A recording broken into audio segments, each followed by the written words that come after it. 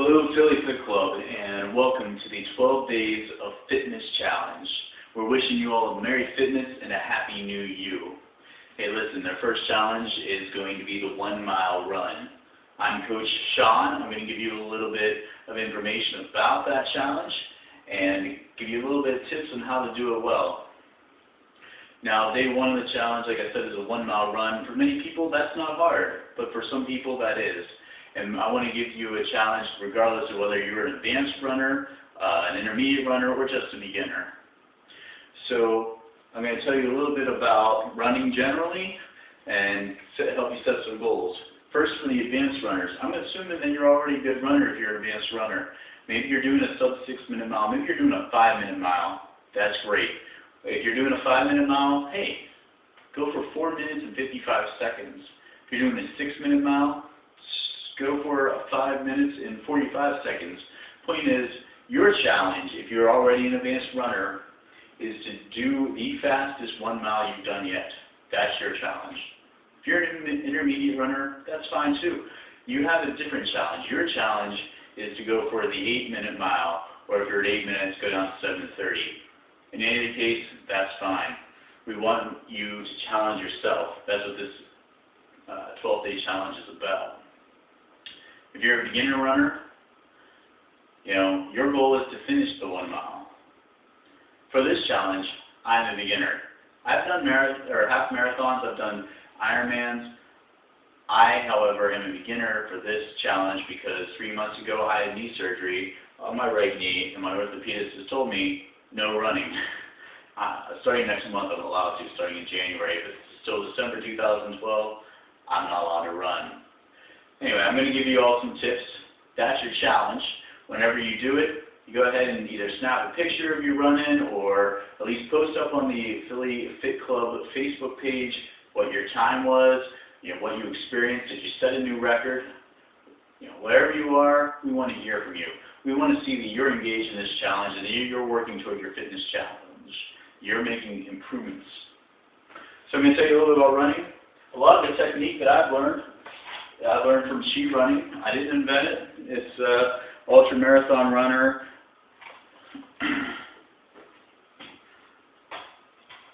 It gives you a lot of tips. And, Danny Dreyer, the inventor of sheet running, gives you lots of tips. This is the methodology that I follow whenever I do long-distance runs.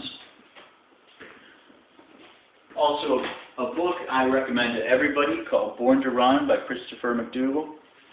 Read it, enjoy it. Now for those tips. Like I said, if you're an advanced runner, you may not need all this. But if you're beginning, or maybe you've had injuries like I've had, these are the kind of things that can help you prevent injuries, can help you run a longer distance and enjoy it. In many ways, a 1 mile run is not a particularly long distance, but if you're a new runner or you've been injured, it could be, and the best and safest method for you is to follow the same techniques of long-distance runners, marathoners, and ultra-marathoners.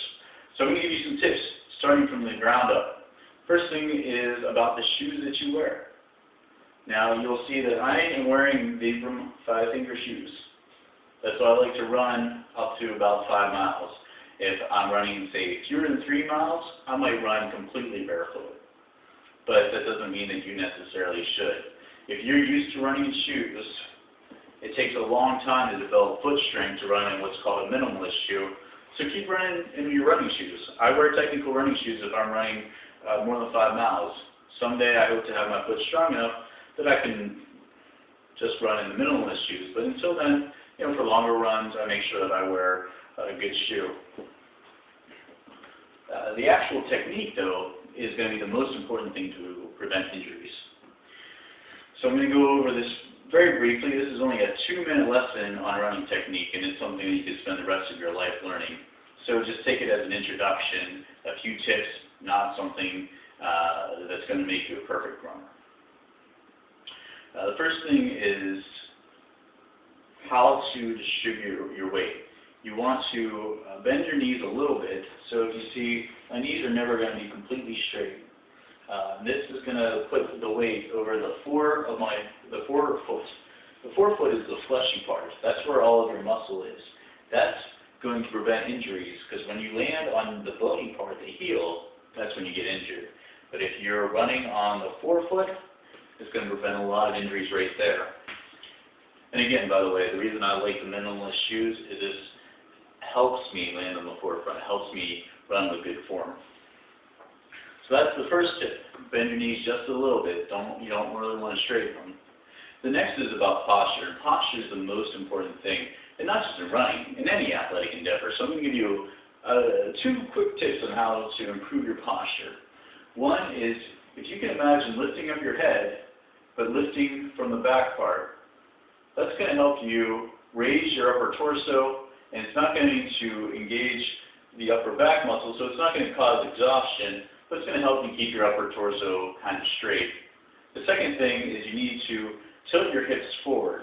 A way to do that, if you imagine putting one hand in front, one hand in back, and over-exaggerating, pushing the back down and the front up, that's going to give you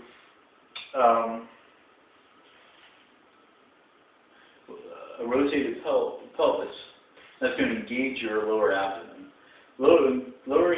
Engaging your lower abs is really what keeps the weight off of your lower back and helps create a straight line from the top of your body down to your feet, so that your center of gravity is always being supported by the large muscles of your legs instead of your lower back. So that's going to be the key in this challenge today, as well as running in generally, and quite frankly, any athletic endeavor. Good posture is key. An easy way to remember that is to remember to raise your head from the back and tilt your pelvis forward. Once you have those in mind, the key to actually running is to fall forward. That's going to give you momentum. That's going to allow you to move forward without really using a lot of leg strength. You're using the force of gravity to push you forward, and your legs are only holding you up.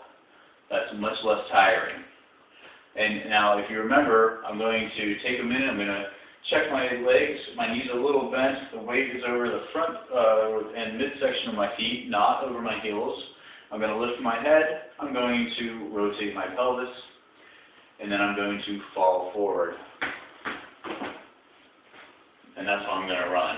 And whenever I'm running, I'm going to keep that in my mind. Head up, hips forward, lower abs engaged, keep falling forward. If you're already an intermediate runner, you already have some good technique, but maybe you're not yet an advanced runner, here's another step you can add. Whenever you are falling forward, think about lifting your legs toward the rear.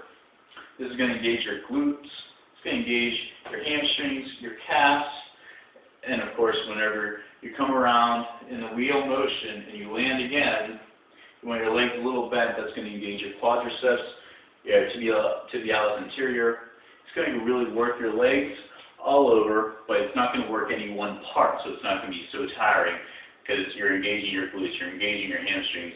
You're not doing all the work with your quadriceps. So those are a quick few tips. Again, this is a 1-mile challenge. If you're already an advanced runner, your goal is to set a new personal best. If you're an intermediate, go for 8 minutes or 7.5 minutes. Try working on better form. If you're a beginner like me, today, your goal is to finish, and finish safely, and finish happily. Go ahead, get onto the Philly Fit Club Facebook page, give us a picture that maybe you take to your phone. Hey, here I am running, and here I am on the treadmill. Or go ahead and write your time. Hey, I finished this mile in 5 minutes and 38 seconds. I've never run a mile that fast. Or maybe you're like me. Hey, I had to figure out how to fit this in my day because I already had scheduled a job, a physical therapy, and an appointment in the evening, so I went over my lunch break. And I wasn't able to run because I'm a beginner, but it took me about 13 minutes and a half to do it. Hey, that's great. We want to hear from you no matter what. We want to see that you're making improvements and that you're developing the kind of habits that's going to give you a Merry Fitness and a Happy New You.